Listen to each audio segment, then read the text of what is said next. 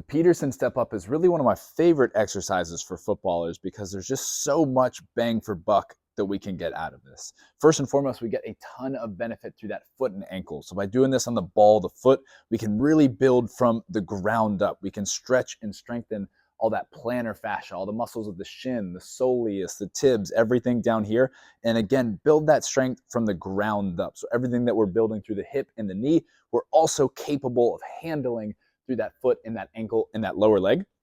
Secondly, by lifting the heel like this, we actually push the knee farther forward. So we're going to get a lot more load, a lot more strengthening through that knee, particularly that VMO as well. This is a very powerful position to be strong in. It's going to have a big carryover to your ability to run, jump, cut, everything like that.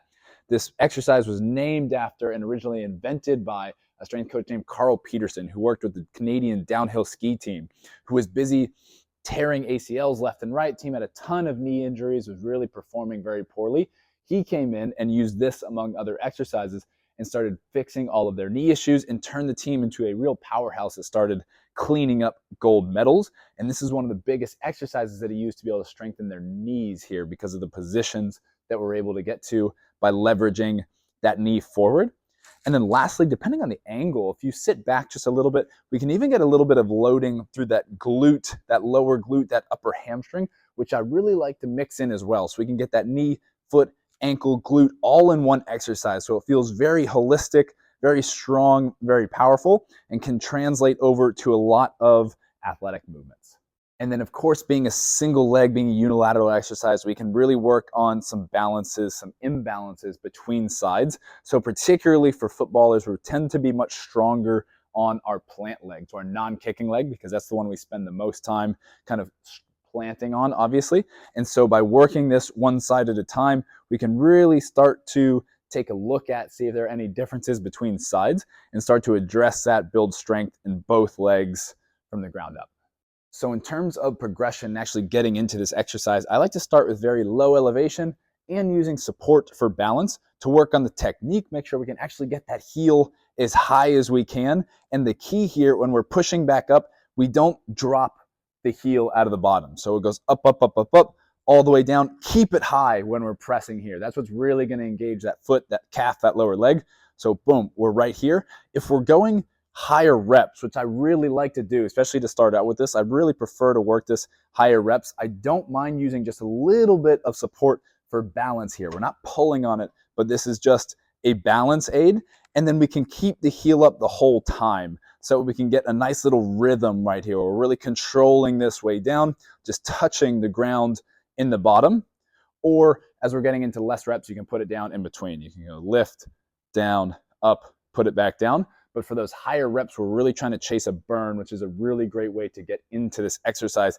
Just keep that high, keep the form and the control, and just get reps here. Reps, reps, reps. Control down, explode up. Control, explode. Almost like I'm trying to jump, catch myself on the way down. Jump, catch myself on the way down. And then as that starts to become easier, I really love that 15, 20, 25 rep range. Really push the reps here. Can we start to increase the elevation with that same control, tempo, keeping that heel nice and high?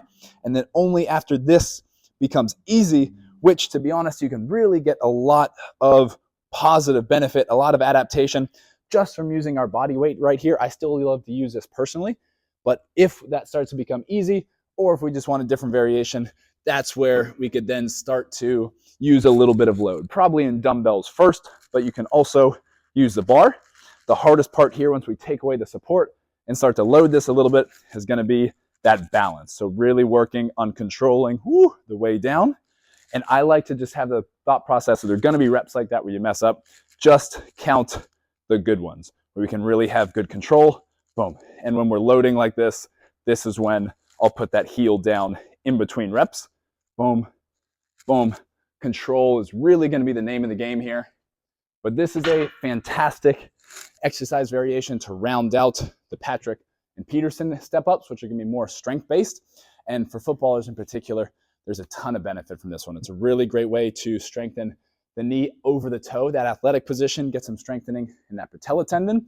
And it's really one that as you start to work consistently, as you start to improve in, you'll see big carryover to your ability to run, jump, cut, all of those good things. One of my absolute go-tos for all my footballers out there. As always, if you want to see exactly how I program this and other exercises for all my footballers, check out the ATG for Soccer program on the ATG app, which is where I have a complete breakdown of all of the exercises that are going to be most important for you to stay healthy and improve your performance out on the pitch.